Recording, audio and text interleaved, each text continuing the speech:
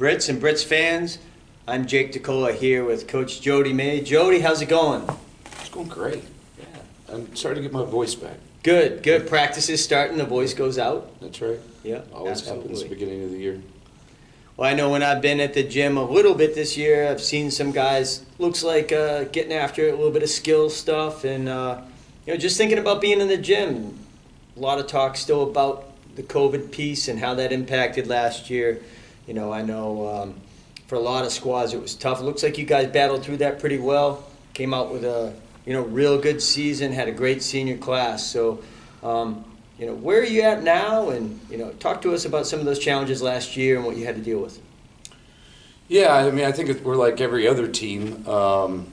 We battled through a lot of stuff last year just to have a part of a season, and that really did take a toll on everyone. But I was just so happy that we could go through the process and have a little bit of the season.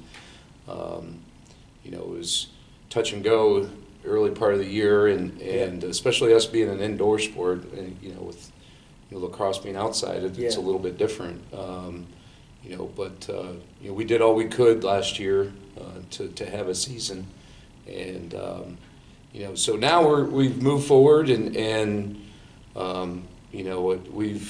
we've been somewhat normal this year, and we still have some things that we have to jump through and to do it, but it's a little closer than where we were last year. And we lost a couple really good seniors, and that they were great leaders, but also great players, and so I think this year we can how we're replacing their leadership and how we're replacing them on the court is the big questions that we have early in this part of the season to kind of find our way.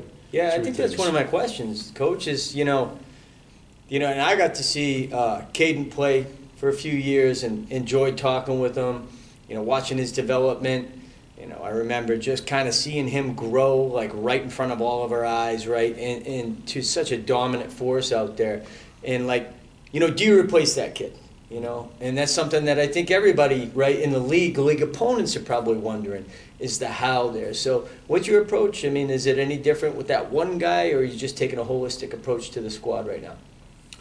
Well, I think anytime you lose a player like that, a guy that is really good and very efficient when he played, and, it's a big loss. It really is.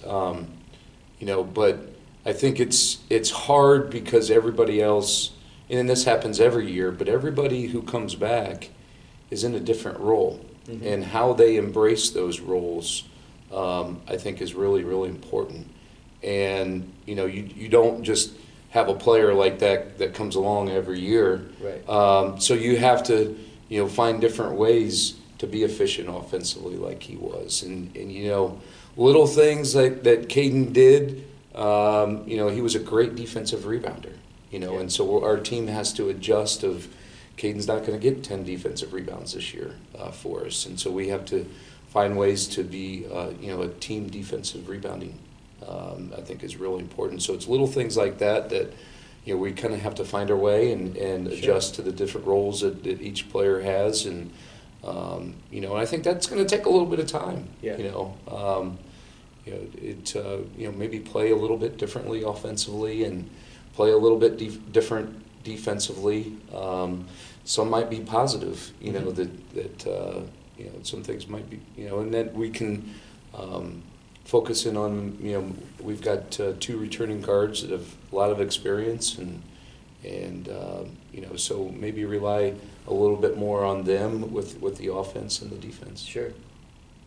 Well, that sounds good. I mean, I know coming into this year and just being in the gym, right, in Kresge, there's that vibe, the historical importance of that place, and, being, like the only historical building in the league, right, that we get to be in. And I know on game day, it's an unbelievable experience, to hear people going crazy in there and that vibe, and just seeing you guys train already so far, it must be nice to get back to like guarding people and contact, right? Yeah. And start to kind of get some of that experience back.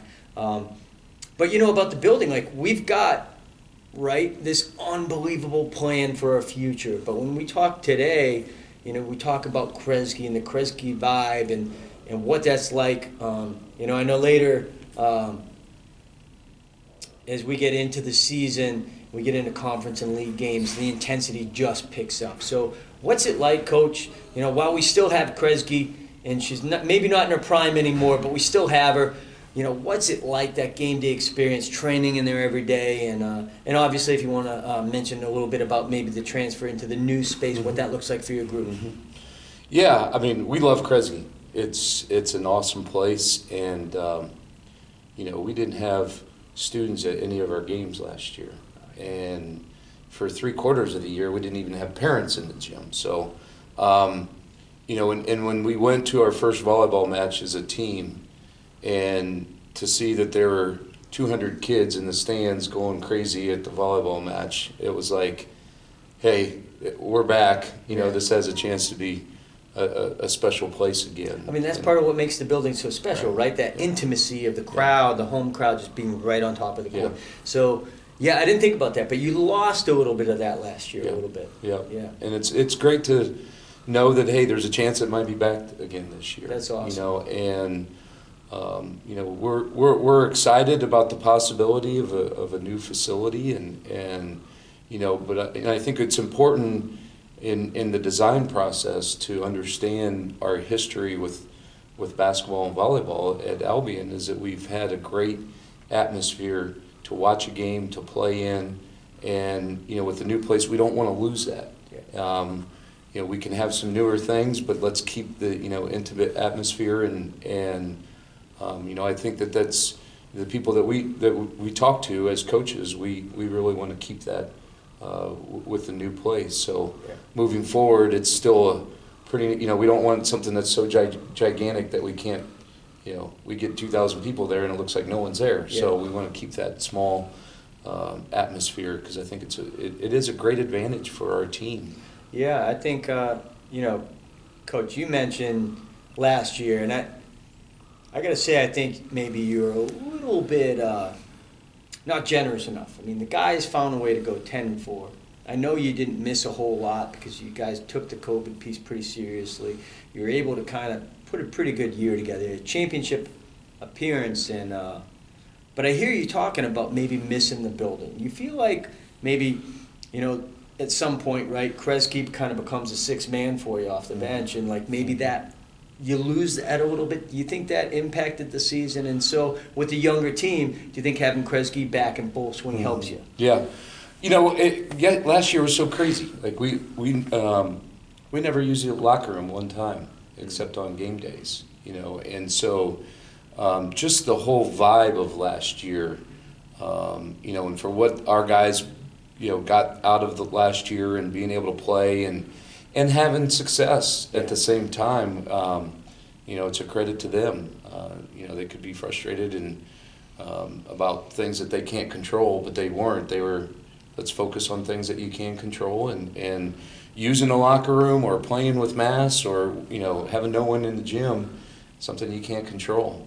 So they did an unbelievable job with that. So, having Kresge back and having, fans in there and making that place loud and crazy, we're excited to have that back. And, we play a tough non-conference schedule. We open up this Saturday against a really good team in Mount Union, and they'll be one of the better teams in our region this year. Mm-hmm. And, but to have them at home and to have the environment back, and, so we're hoping that certainly can help us. Yeah, I think that's a team you and I have talked about before, and so that'll be a pretty good measure of where we are, right? Tell us a little bit about where Albion is at this point in the development, and I think you mentioned time, Coach. Like the season is about time, right? And the beginning of the year feels like you have all this time for development, and then all of a sudden you get into a game, and it sounds like you had a couple. I know I talked with one of your players yesterday, Prez. Mm-hmm. Sounds like you guys had some time to get through a couple of scrimmages, get a good look, kind of learn a little bit about where we are right now, and certainly tipping off at in our own place with Mount Union. Should be a good experience for us. Well, we're going to find out right away where we're at, and I feel like this year is happening pretty fast, meaning the amount of practice time that we have from the start to the first game is a little bit shorter than normal, but that's okay. At this time they start getting tired of practicing against each other, and so. But I think that this is a great test for us.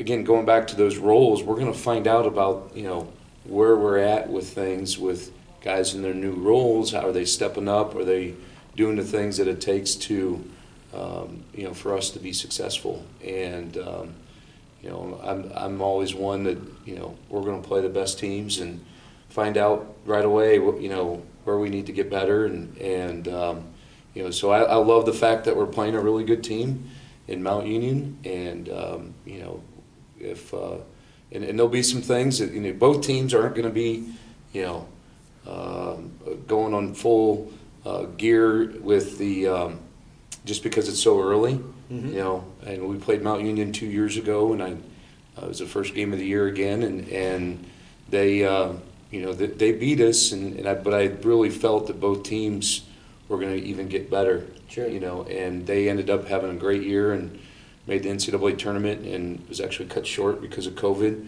But they turned out to be a great team, and I thought we turned out to be a pretty good team too. Yeah. So I think this will tell us a lot about where we're at with things. Awesome. Well, that really sounds great, Coach. Appreciate taking some time and talking about that part of the season, and just want to go ahead and ask you a few more things just about player personnel.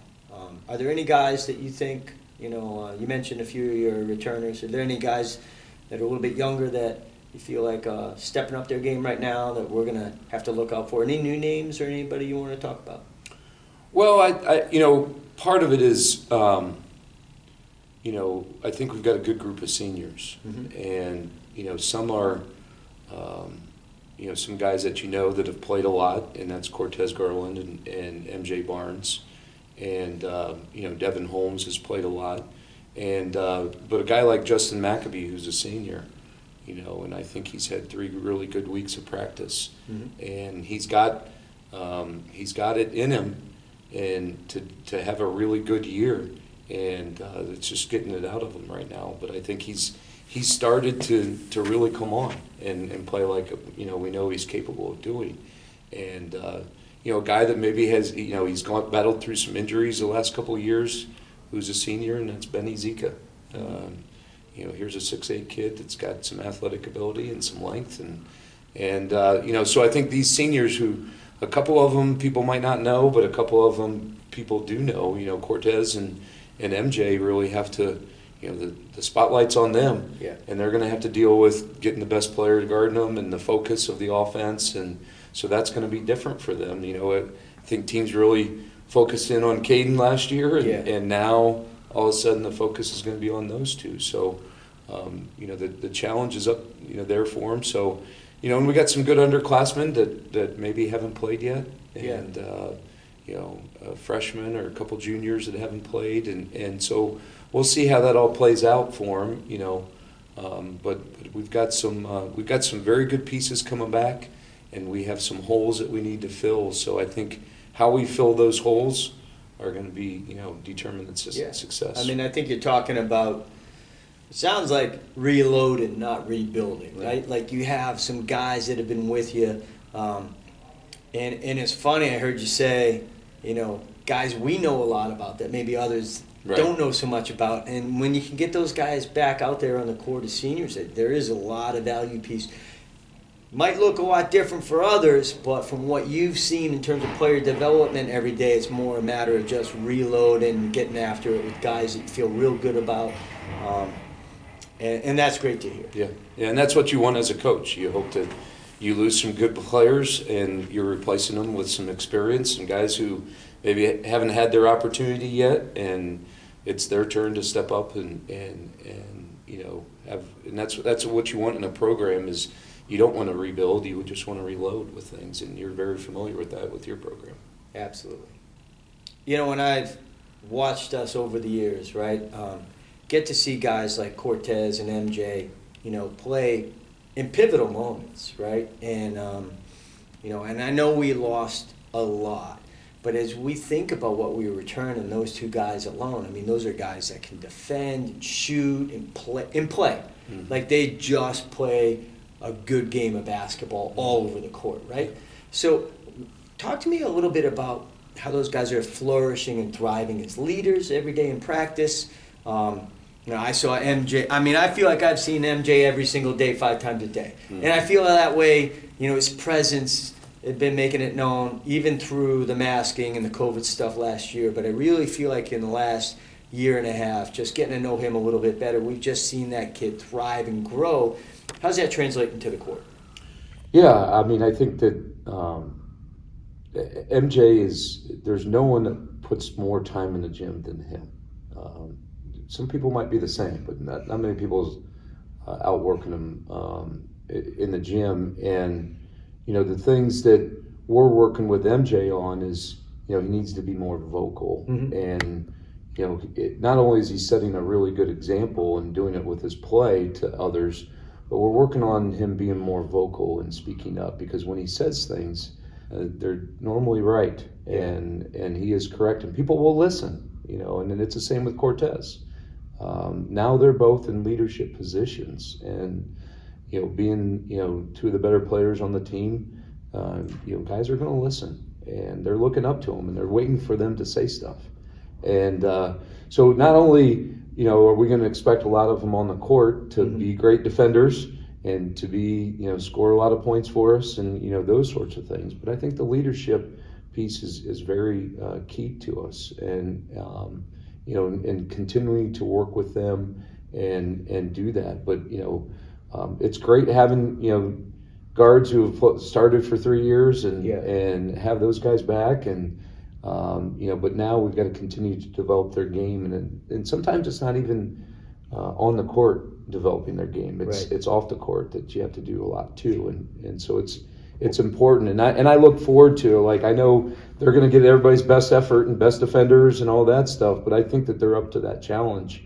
You know, they're good enough players and they've worked at it. They'll be okay. Like Coach May, which first year that you have is not going to watch one of those two guys in a practice situation and have, you know, a lack of respect, right? Yeah. Every first year comes in the gym, going to watch those two kids work out, and, you know, they're going to respect them. So I think in neither one, to me, you know, from the outside, neither one is a big rah-rah type player, right? Right. But, you know, I think what you're saying is when they get around the fellas and they have something to say, everyone's going to be listening. That's right, 100%. Because those guys do work their butts off, you know, yeah. And you can see it in the way they play the game. Yeah. All your returners have to be feeling that the ball in their hands when you need a point is okay. Yep. Yeah, absolutely. And they all have to be able to trust those two guys to go out there and lock people up and ruin their afternoon, right? That's right. So those are big pieces to bring back. Yeah. As you're looking into the MIAA is going to be tough in basketball every year for you. There's never going to be a time where we're going to have to be able to look past an opponent, where we're going to have the benefit of taking an easy night off. It's just not going to happen in basketball. Yeah. So as you're gearing up for that, you know, you talked about those two guys being a big piece. You know, my question is, how do you get up for those games? How do you continue? I mean, over the last few years, Coach, your team has just been so consistent in terms of performing night after night in league. You know, how do you live up to last year's group? Mm-hmm. How do you do that with these two new young leaders developing into key leadership roles? And then what does that look like on game day when you have to face, you know, the top 4 teams or the top 5 teams that we'll see in the MIAA? Yeah. Our league is great, you know, and there's some really good coaches and there's some really good players, and you know, those returners understand how hard it is. Mm-hmm. And you know, we start from day one and talk about trying not to be a result-driven team, and that's really hard to do. Yeah. And instead of being result-driven, it's like, where are we? You know, are we playing at our best every day? Mm-hmm. And that's that's a hard thing for, players who are 18, 19, 20 years old to try to understand that Sure. like, if you're trying to be at your best every single day, the results will take care of themselves. Mm-hmm. And, because if you do take a night off and you do, it's not guaranteed that you're going to win. I don't care how talented you are, because our league is that good. Yeah. And it works in reverse too, right? But we won, Coach. Right. But we won, Yeah. Coach. So how do you combat that? Especially with a younger team, Coach. Yeah, that's the hardest part. Yeah. And that's why, it's a daily, daily grind of trying to pay attention to detail, being disciplined and doing things the right way every single play, and not just in games but in practices. And I think that the guys who are returning understand that, because they had good seniors before them. Mm-hmm. 2-3 years ago we had guys who were doing that, and they know what it takes to not be a result driven team. That, hey, coach, we won, not that big a deal, we'll get it next time. But that eventually catches up to you. Sure. And but it's always a challenge. It's a new group every year, as you know that, and it's a different vibe, and it's a different culture. And how do you continue to develop that culture and continue to make it a good culture that understands those things. Awesome. Well, I know that everyone on campus is real excited for your group. A lot of fans of men's basketball right now. You guys just do a great job every year putting together a great team. We're really looking forward to seeing you. Looks like first big test is going to be Mount Union, and that's Saturday. So we'll all be tuned in. We hope everybody will have a chance to kind of tune into that game or show up in the gym and get the vibe in Kresge going right away. We've got a lot of competition in Kresge right now with volleyball, so the crowd should be well primed for an awesome basketball season. And, Coach, we just want to wish you luck. Yeah. Well, thanks for having me. I appreciate you doing this, too. Okay, awesome. No problem. Coach, good luck this year. Thanks. And we look forward to watching you. Appreciate it.